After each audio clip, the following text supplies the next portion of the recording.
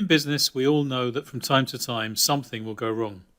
Last week, we spoke about how to plan for these events and how to minimize their impact.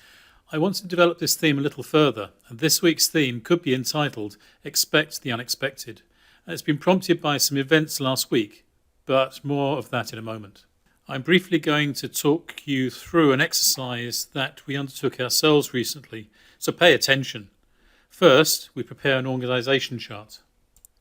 Now, your own chart may look quite different from the one on the screen, but in this one, we have the owner-directors who have 2 offices, each with a manager, supervisor and 5 other staff.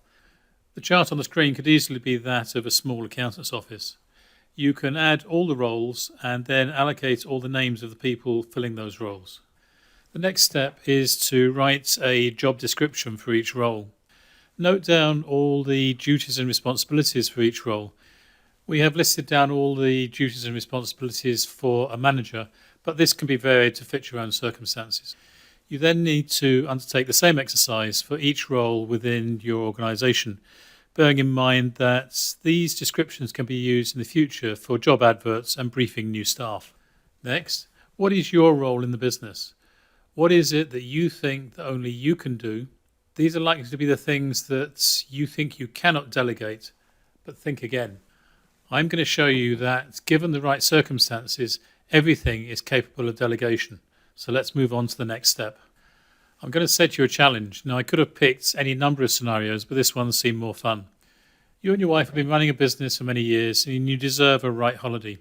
So you go on safari to Africa, but you end up being hospitalised and put in isolation. Mobiles don't work, but the hospital have arranged for you to have 1 2-minute phone call. You have 1 phone call. Who to? Only 2 minutes to speak. What do you say? Do you speak to your children or your managers? You're thousands of miles away. You can't speak to suppliers or customers. There's very little that you can do. Who is going to run the business? Can they transact on the bank accounts? Do they have the skills to cope with suppliers and your best customers? Who has all the passwords? I suspect that very few of us have actually planned for such an event. Let me share another example with you. You go away on your own this time to a training course, many hundreds of miles away from your home.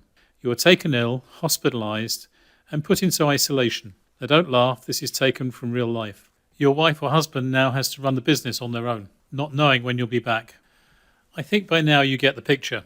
So, what will happen to the business in your absence? Who will keep it going?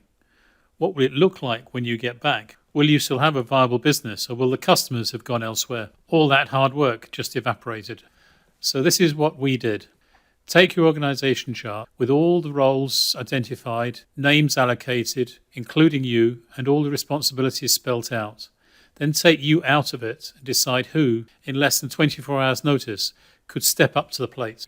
Remember, you may only have a 2-minute phone call. Then consider this. If the person can fill your shoes in an emergency, why can't they do it now and give you more time to work on your business rather than in it, and to reduce its dependency on you? Earlier, I spoke about the events of last week and how they prompted me to cover this topic. There were more than one, but the one I want to share with you is the story of Stephanie Ingalls. Stephanie won a silver medal in judo at the Commonwealth Games in Glasgow, and she was teaching in Vietnam when, following a motorcycle accident, she sustained severe head injuries.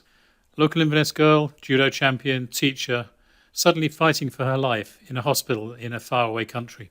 It's events like this that really make you think. Now you need to go away and do your organisation chart and plan what you're going to say in your 2-minute phone call, if you get as long as 2 minutes. I'm Alan Long from the Long Partnership, making life less taxing.